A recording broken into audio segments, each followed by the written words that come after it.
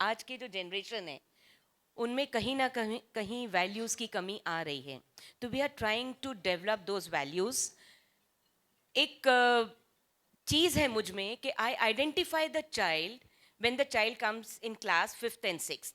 I know this child is very good, and if he approaches, or if the parents and the child implement what we tell him, तो ये इस जो भी इसको track लेना है उस वो राइट ट्रैक चूज कर लेगा. तो this is the quality of our school to build the child right from class 5th onwards. ज़्यादा दूर नहीं है, अभी हमारे यहाँ से ही बच्ची यूपीएससी में 15th पोजीशन आई है पूरे मध्य प्रदेश में. Oh my God, that's Yes, fantastic. and the child, she was from class nursery. और जब भी वो डिप्रेस होती थी तो we use to tell her कि बेटा डिप्रेशन मत करो, वर्क हार्ड वर्क हार्ड. तो we are after the children to work hard. Whenever after the schooling also ma'am, the children they approaches us. तो उनको हम लोग तब भी गाइड करते हैं क्योंकि कॉलेजेस में nobody is there to guide you. Do you agree with me?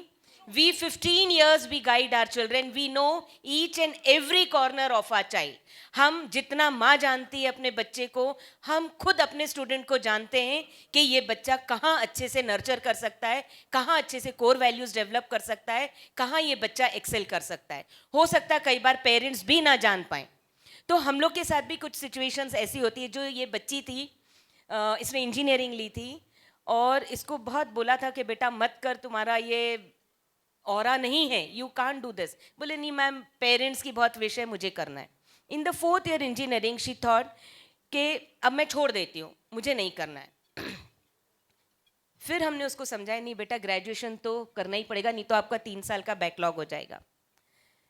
I went to Delhi, वहाँ पर बहुत सारे सोर्सेज हैं, वहाँ उसको कोचिंग दिलाई. She was not from a very good family.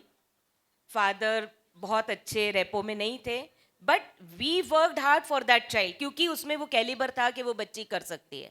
और उसकी कड़ी मेहनत 3 साल की मशक्कत के बाद पूरी हुई, जो हम लोगों की बहुत इच्छा थी कि हमारी ये बच्ची निकले. और नेक्स्ट 5 इयर्स हमारे यहाँ से तकरीबन 4 से 5 आईएएस जरूर निकलेंगे.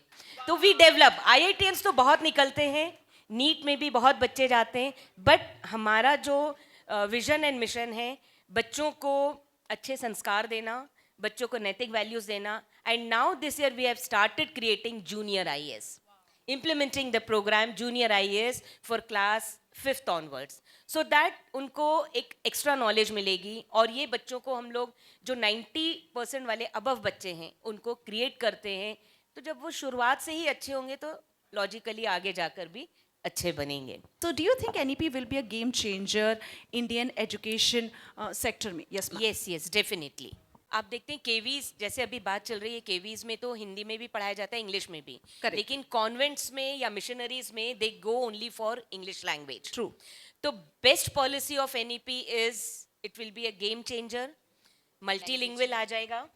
सबसे बड़ी बात, बच्चों को अपनी लैंग्वेज में पढ़ने का मौका मिलेगा. मल्टी डिसिप्लिनरी प्रोजेक्ट्स आ जाएंगे कि एक ही सब्जेक्ट्स को हम लोग 4 इससे भी पढ़ा सकते हैं बच्चों. बिल्कुल. That will change a lot. क्योंकि कोई ये जरूरी नहीं है कि बच्चा मैथ्स में अच्छा है तो एसएसटी में भी अच्छा हो. वो मैथ्स को भी एसएसटी में लॉजिक यूज करके कर सकता है. Point. And I think every private sector school is doing nowadays to uplift the schools and to go with the education of the children.